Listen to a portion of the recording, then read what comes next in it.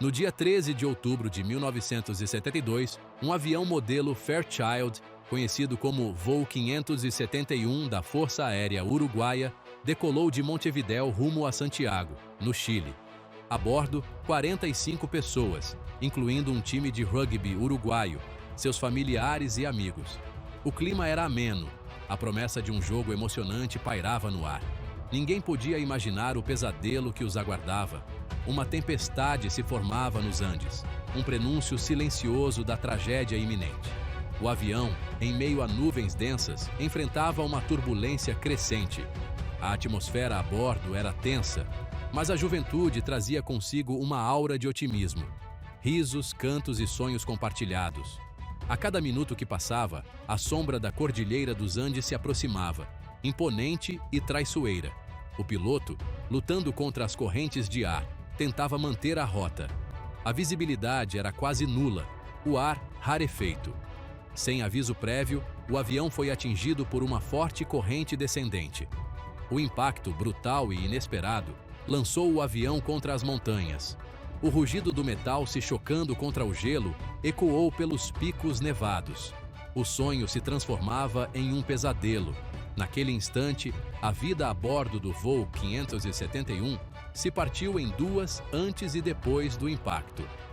O destino, antes promissor, agora era incerto. Presos em um túmulo de gelo, a 3.600 metros de altitude, os sobreviventes se agarravam à esperança, enquanto a sombra da morte pairava sobre eles. O impacto foi devastador. O avião, arremessado contra a montanha, se partiu em pedaços. A fuselagem, milagrosamente intacta, deslizou pela encosta até parar em um platô.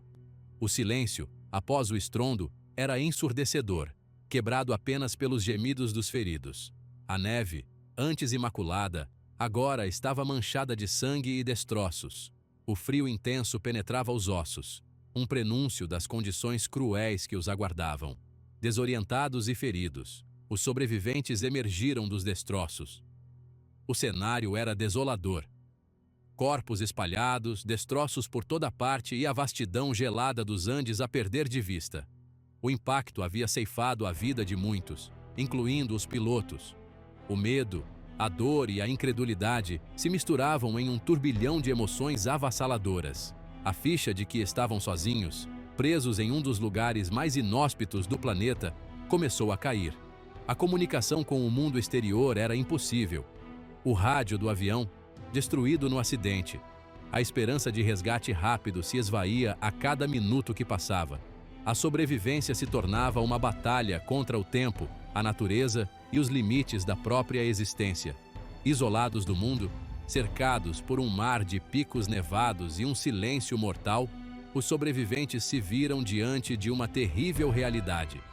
A luta pela sobrevivência apenas começara.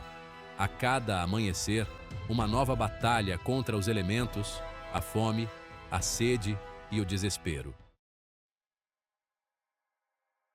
Nos primeiros dias após o acidente, a esperança ainda ardia forte. A crença de que seriam encontrados, de que a ajuda estava a caminho, era o que os mantinha vivos. Os sobreviventes se uniram, buscando conforto e força uns nos outros, como uma verdadeira família brasileira. As noites eram longas e frias. Aconchegados dentro da fuselagem destroçada do avião, buscavam proteção contra a fúria do vento e a neve que não cessavam. A comida e os suprimentos eram escassos. Barras de chocolate, algumas latas de comida e garrafas de vinho, um estoque lamentavelmente insuficiente para tantas bocas famintas. A cada refeição frugal, a sombra da fome se tornava mais presente.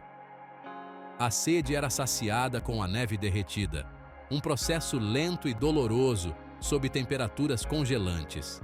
A cada dia que passava, a esperança de um resgate rápido se esvaía. As buscas aéreas, dificultadas pelo clima e pela localização remota, não davam resultados. A angústia aumentava, e a morte, antes uma sombra distante, se aproximava a cada instante. Alguns sucumbiram aos ferimentos, outros à hipotermia. A tragédia, como um predador implacável, cobrava seu preço. Em meio à dor, ao medo e à incerteza, os sobreviventes se agarravam à fé, como em uma promessa de Nossa Senhora Aparecida, e à esperança de um milagre. A força do espírito humano, posta à prova em condições extremas, se revelava em gestos de solidariedade e abnegação. A vida, mesmo frágil como um fio de cabelo, pulsava no coração da montanha gelada. As semanas se transformavam em meses. A vida no topo dos Andes se resumia a uma luta diária pela sobrevivência. O frio intenso congelava os corpos, a fome corroía as entranhas, e o desespero, como um fantasma, assombrava os pensamentos. A neve, antes símbolo de pureza, agora representava um desafio constante. Derretê-la para obter água potável era um trabalho árduo, que consumia tempo e energia preciosos. A neve e o gelo, antes inimigos silenciosos, se tornaram aliados improváveis. Com pedaços de gelo construíram abrigos improvisados, que ofereciam alguma proteção contra os elementos. As noites, longas e frias, eram passadas amontoados uns nos outros, buscando calor e conforto, relembrando o calor humano de sua família.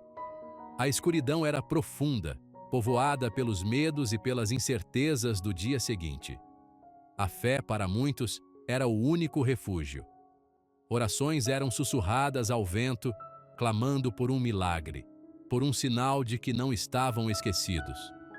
As conversas, antes animadas e cheias de planos para o futuro, agora giravam em torno de lembranças do passado, como o sabor de um churrasco de domingo e da esperança de um dia poderem retornar para casa. A cada pôr do sol, a montanha parecia absorver um pouco mais da esperança que lhes restava. A cada amanhecer, a luta pela sobrevivência recomeçava. Os Andes, imponentes e implacáveis, testemunhavam silenciosamente a luta pela vida que se desenrolava em suas encostas geladas. A resiliência humana, testada ao limite, se revelava em cada respiração, em cada batida do coração. À medida que os dias se transformavam em semanas e as semanas em meses, a terrível realidade se impôs. A comida havia acabado. A fome, antes uma ameaça distante, agora era uma presença constante, corroendo seus corpos e mentes. A morte, antes uma sombra, agora espreitava a cada canto, levando consigo os mais fracos. Em meio à fome e ao desespero, uma decisão impensável começou a tomar forma. Para sobreviver, para ter uma chance de escapar da montanha, eles teriam que desafiar os limites da própria natureza humana. O canibalismo, um tabu ancestral, se tornou a única opção para se manterem vivos. A decisão foi tomada com dor, com lágrimas e orações. Era uma escolha cruel, ditada pela necessidade extrema, pela vontade de viver. Os corpos daqueles que haviam partido se tornaram, ironicamente, a chave para a sobrevivência dos que ainda lutavam. Um sacrifício brutal que marcaria para sempre a alma dos sobreviventes. O ato em si era ritualístico, quase sagrado. Rezando pelos mortos, pedindo perdão por profanar seus corpos, buscando forças para continuar. Era uma luta constante contra a repulsa, contra a própria humanidade.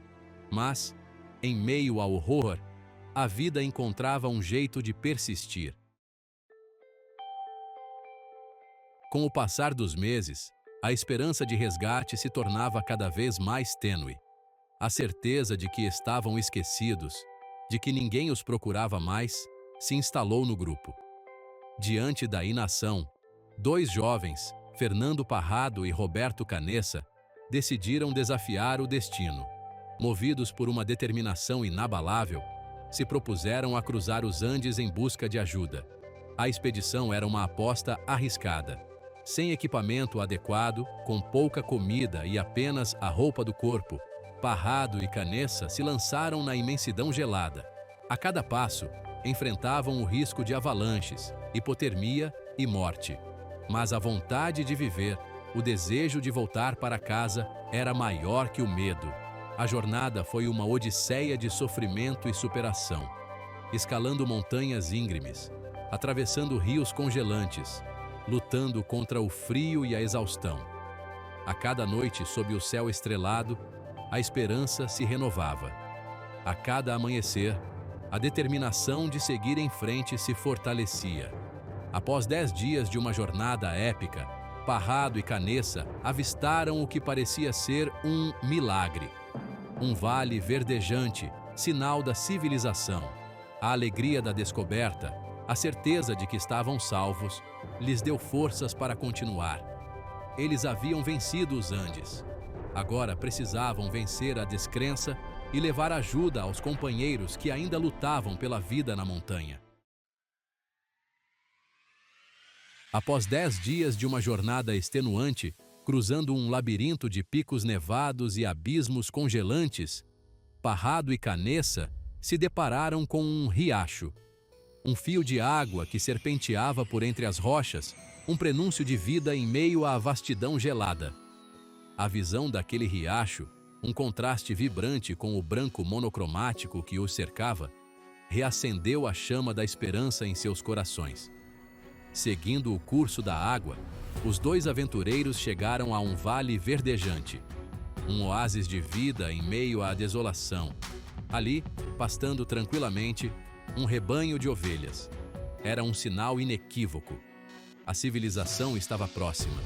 A emoção tomou conta deles. Lágrimas de alegria e alívio correram por seus rostos cansados. A poucos metros dali, avistaram um homem a cavalo. Um vaqueiro chileno que ouviu atentamente o relato da tragédia. Cético a princípio, o homem, com um misto de incredulidade e compaixão, ofereceu-lhes comida e abrigo. Pela primeira vez em 72 dias, Parrado e Canessa sentiram o gosto da esperança. O vaqueiro, um anjo da guarda enviado pelo destino, alertou as autoridades sobre a tragédia. A notícia do milagre nos Andes se espalhou como um rastilho de pólvora, mobilizando equipes de resgate e comovendo o mundo. A história dos jogadores de rugby uruguaios, que lutaram contra a morte e a própria natureza para sobreviver, começava a ser contada. A notícia do milagre nos Andes ecoou pelo mundo, causando comoção e incredulidade. Após 72 dias de angústia e isolamento, os sobreviventes do voo 571 foram resgatados. Helicópteros sobrevoavam os Andes, seus motores rugindo como a promessa de um novo amanhã. No interior da fuselagem destroçada, a euforia tomava conta dos sobreviventes. A incredulidade se misturava à alegria, as lágrimas à gratidão. O resgate foi uma operação complexa e arriscada. As equipes enfrentavam condições climáticas extremas para trazer de volta os 16 sobreviventes. Cada rosto que surgia da montanha, magro e abatido, mas radiante de alegria, era recebido com lágrimas e abraços. O mundo celebrava a vitória da vida sobre a morte, a força inquebrável do espírito humano. O retorno à vida não foi fácil. Marcados física e emocionalmente pela tragédia, os sobreviventes enfrentaram um longo processo de readaptação. A culpa dos que sobreviveram se misturava à dor da perda. As lembranças do pesadelo assombravam seus sonhos. Mas, em meio à escuridão, a luz da esperança brilhava forte. A história do voo 571 se tornou um símbolo de resiliência, coragem e superação. Um lembrete de que, mesmo nas situações mais extremas, a chama da vida pode se manter acesa. O milagre nos Andes, gravado para sempre na memória da humanidade, nos ensina que os limites do corpo e da mente podem ser superados quando a vontade de viver se alia à força do espírito humano. O milagre dos Andes transcendeu o tempo, tornando-se um marco na história da humanidade. Mais do que um conto de sobrevivência, a história dos jogadores de rugby uruguaios ecoa como um hino à resiliência, à força do espírito humano e ao poder da fé. A tragédia, que vitimou 29 pessoas, revelou ao mundo a capacidade extraordinária do ser humano de se adaptar, resistir e superar as adversidades. A história dos sobreviventes do voo 571 se espalhou pelo mundo, inspirando livros, filmes e documentários. O livro Alive: The Story of the Andes Survivors, de Piers Paul Reed, tornou-se um best-seller internacional, traduzido para diversos idiomas. O filme Alive, lançado em 1993, com direção de Frank Marshall, levou para as telas de cinema a saga dos jogadores uruguaios, emocionando plateias ao redor do planeta. O legado do Milagre dos Andes se perpetua através do tempo, inspirando gerações a enfrentarem seus próprios desafios com coragem e determinação. A história dos sobreviventes nos ensina que, mesmo nas situações mais extremas, a esperança jamais deve ser abandonada. A união, a fé e a força do espírito humano são capazes de superar os obstáculos mais intransponíveis e nos guiar de volta à vida. O Milagre dos Andes nos lembra que a vida é um dom precioso, a ser vivido com intensidade a cada instante. A tragédia, por mais dolorosa que seja, pode revelar a força interior que reside em cada um de nós. Cabe a cada um de nós buscar essa força, essa chama que nos impulsiona a seguir em frente, mesmo quando tudo parece perdido. O Milagre dos Andes, mais do que uma história de sobrevivência, é um espelho da alma humana, um reflexo de nossa capacidade para o bem e para o mal, para a força e para a fragilidade. A decisão extrema de recorrer ao canibalismo, por mais chocante que seja, revela a força da vontade de viver, o instinto primordial de sobrevivência que nos habita. A história dos jogadores uruguaios nos coloca diante de dilemas éticos e morais. Até onde podemos ir para sobreviver? Quais os limites da ética em situações extremas? A resposta, complexa e multifacetada, varia de acordo com as crenças e valores de cada um. O Milagre dos Andes nos convida a refletir sobre a fragilidade da vida e a importância de valorizar cada momento. A experiência traumática vivida pelos sobreviventes nos lembra que a morte pode nos surpreender a qualquer instante e que devemos aproveitar cada dia como se fosse o último. A história do voo 571 é um legado de esperança, coragem e superação. Um lembrete de que, mesmo diante da tragédia, a força do espírito humano pode nos guiar de volta à luz. Que essa história inspire gerações futuras a enfrentarem seus próprios desafios com a certeza de que, mesmo nos momentos mais difíceis, a vida sempre encontra um caminho.